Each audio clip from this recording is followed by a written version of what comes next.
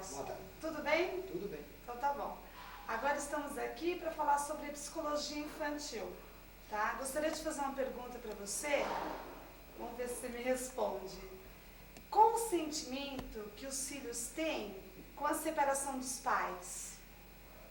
Bem, os sentimentos deles são muitos, são vários, melhor dizendo. Mas o mais que eles sentem assim é o sentimento de perda. É um sentimento que nós temos, desde quando nascemos, nós já recebemos um sentimento de perda pelo cordão umbilical. É um sentimento já que vem desde a nascença. Agora, a separação dos pais provoca na criança mais um sentimento de perda, porque o pai ou a mãe, quando em criança, ambos, tanto o marido quanto a mulher, para a criança é como a fonte do prazer. A alimentação, das carícias, do amor. Então, quando uma criança presencia, por exemplo, os seus pais brigando, ele fica atemorizado. Ele sente medo, porque o mundo dele está se desmoronando. É, mesmo quando ele não entende, ele nem fala, ele já sente, não Ele sente? sente. A criança, dentro da linha transacional, por exemplo, uma criança recebe mandatos parentais. Isto dentro da análise transacional. Ela recebe mandatos parentais. Digamos assim, uma criança está brincando, por exemplo, na sala, ainda não fala, não anda, só está ali brincando, engatinhando, e ela, vamos supor que a mãe esteja assistindo televisão e o marido chega. Senta ao lado, eu já tive um caso desse no clínico, o marido coloca a mão no ombro da mulher, ela fica rígida por não querer esta carícia, está mais voltada para uma novela na televisão, por exemplo. Então, a criança brincando ali já recebe aquele mandato. Ela percebe. E o mandato que ela recebe é não ter o sexo oposto. Isto já em criança, brincando na sala. São mandatos parentais. Desde pequena que recebe. Agora, a separação,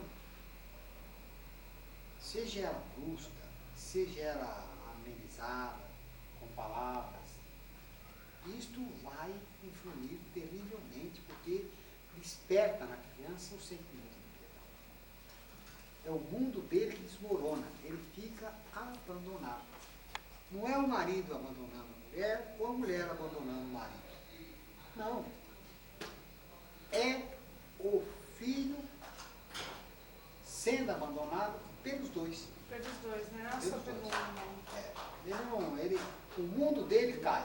Mesmo que o pai fique com a criança ou a mãe fique com a criança, né? É diferente. Porque ela, veja, eu teria que voltar um pouco às raízes, por exemplo, do casamento. Os casamentos hoje todo noivo, eu sempre comento isso, deveria passar por uma terapia antes do casamento. Porque existe a influência, por exemplo, o casamento, eles casam, parece que uns despreparados. Então, eles às vezes casam simplesmente por atração física, que termina com o tempo. Põe uma criança no mundo e essa criança recebe toda esta carga negativa dos pais. Agora, a criança, tanto vá com a mãe, ou como vai com o pai, ela vai sentir falta daquele que está ausente. Porque foi gerada pelos dois, né? Criada, o mundo dela se desmancha. E a mulher, quando casa, a moça, quando casa, leva para o casamento todo o comportamento que ela tinha quando solteira. Coisas boas e coisas ruins.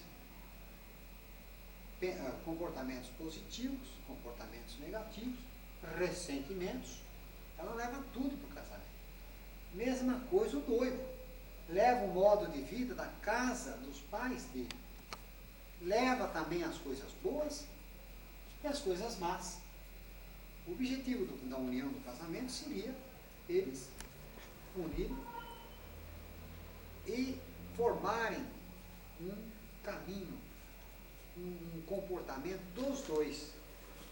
Quer dizer, vendo as coisas positivas, as coisas negativas, estudando, eles vão ter um comportamento em comum, os dois, que não tem nada a ver, ou tem alguma coisa, melhor dizendo, a ver dos pais dela e dos pais dele. Agora, quando ela vai numa separação, a criança, por exemplo, fica com a mãe vai ensinar o quê? O modo dela. Não, já o marido, já ele é. Mas acontece que a personalidade de uma criança, normalmente, ela é formada até os 10 anos de idade. E porque toda criança, após os 10 anos, normalmente, eu diria 90%, já sabe o que quer. Já sabe. Se existe uma separação aos 5 anos, a criança é traumatizada. Se ela vai com a mãe, vai aprender a partir dos 5 até os 10, somente o comportamento da mãe, da família da mãe. Se ficar com o pai, vai aprender somente os comportamentos do pai e da mãe. E uma criança na idade escolar, 6, 7, 8, 9, diria até os 12 anos, quando é menina, ela tende a ter o pai como um ídolo. A tendência é voltar para o sexo oposto. Então a menina sempre aos 12, 13, 14 anos, normalmente, ela olha o pai como um ídolo. E o menino, ele já é a mãe. Daí já nós teríamos que entrar muito em Freud, que seria já o complexo de Édipo, né? Que eu já estudei. Um outro campo. Então, eu queria saber, doutor Nelson, até que ponto o rendimento escolar é prejudicado com a separação dos pais? Olha, assim, na escola, né? Se tratando agora de escola, né? Até que ponto? Porque prejudica, né? Prejudica. A criança, digamos, numa separação dos pais, o pai, vamos supor, só uma leve suposição, que normalmente isso acontece, o pai vai buscá-lo aos domingos, passar com ele no domingo, digamos que ele fica com a mãe. E ele, aos domingos, vai buscar o seu filho, fica com ele, dá todo o amor, dá tudo que ele pode dar àquela criança, o pai vai dar. É um jogo que ele faz com a criança, porque a mãe que vai passar depois 24 horas por dia, não vai dar. Vai, geralmente vai trabalha. Brigar, vai exigir que ele estude. Né? Então, o amor dele pelo pai cresce, que é isto que o pai quer, aquele que está longe. Ou, se fosse a mãe, mesma coisa. A pessoa que está longe do filho, ele vai jogar. É inconsciente, ele vai dar todo o amor, ele quer realmente dar isso. Só que quando estava junto, não dá. Quando existe a separação, o amor desabrocha, ele então, aquele dia, em 24 horas, dá tudo que a criança quer. Depois a criança volta para casa, vai, digamos, com a mãe, e aí começa já os dramas. Ele fala do pai, o pai deu isso aí, deu isso aqui para ele, deu aquilo lá. Então já começa uma influência. Ele vai para a escola no outro dia seguinte, lá ele comenta com os amiguinhos dele, que saiu com o pai dele buscar. Sabe? É como nós, adultos, diria, falando de uma pessoa que nós amamos muito, muito, muito, e que partiu um dia antes. nós também sentimos. Nós sentimos saudades, nós sentimos dor. Neste caso, a criança, ela sente ressentimento. Que ela fala, meu pai está separado da mim. Ela sofre. E ela, não é que ela vai para a escola e deixa esses pensamentos, esses ressentimentos, esses traumas, essa tristeza. Não é que ela vai para a escola e deixa em casa, não, ela leva para a escola isso. Não, ela é uma menina começa a ficar uma menina distraída, ela começa a ter influência das coleguinhas, começa a ficar uma menina tensa, irritadiça. A menina começa a se desenvolver, em muitos casos, uma menina problema. Vai dificultar, né? Que vai dificultar o seu funcionamento escolar, sem dúvida nenhuma, o seu desenvolvimento escolar, isso afeta.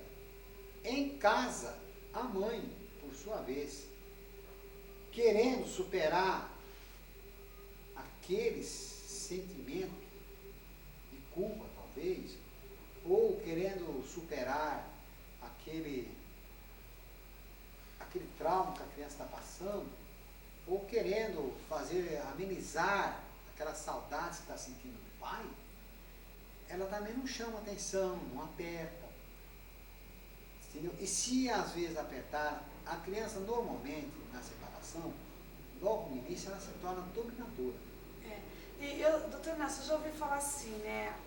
Meu filho já está preparado psicologicamente com a nossa separação, minha e do meu marido. Agora, você acredita que a criança, por exemplo, ela está preparada para a separação dos pais? Nunca. Ou nunca? Nunca. Eu não acredito nisso. Pode uma criança, depois que ela cresce, que os pais são separados, ele poderá dizer que se acostumou até mesmo em adulto. Pode. Mas ele está mentindo para si próprio. Ele está usando uma máscara. Eu não acredito que ele não tenha ressentimento dessa separação. Acredito que a mágoa, aquele sentimento de perda, aquela separação, aquele trauma que ocasionou a separação em si, acredito que isto seja bastante amenizado com o passar do tempo. Porque ele já cresce, Mas, né? Mas ele não. E isto vai influir na sua vida posterior. Sem dúvida nenhuma. Ele vai, ou ela, eu já tive muitos casos de clínicas na qual filhas de pais que bebem procuram homens que bebem para casar. É bem isso mesmo. Para reforçar o seu script de vida, de que os homens não prestam. E, doutor Nelson, o que a psicologia infantil pode ajudar com a separação dos pais?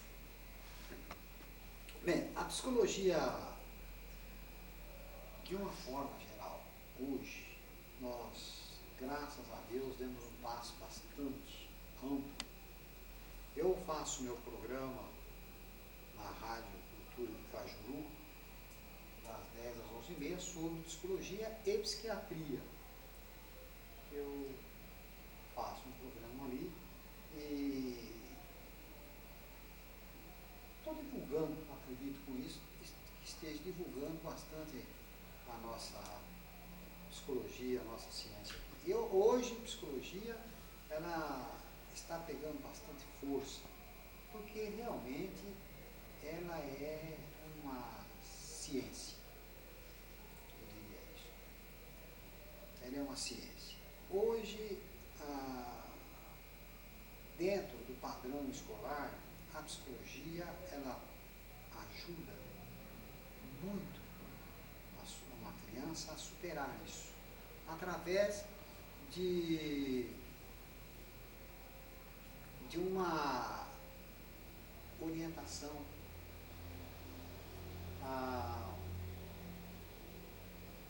para com os pais, através de uma orientação com a própria criança.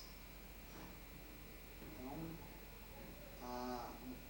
porque a psicologia em si é o estudo do comportamento. E nós estudamos o comportamento e tentamos modificá-lo, principalmente naqueles comportamentos negativos. Eu tive a oportunidade de dar um curso a este respeito, e eu dizia neste curso que os comportamentos inadequados devem ser ignorados e os comportamentos adequados devem ser reforçados.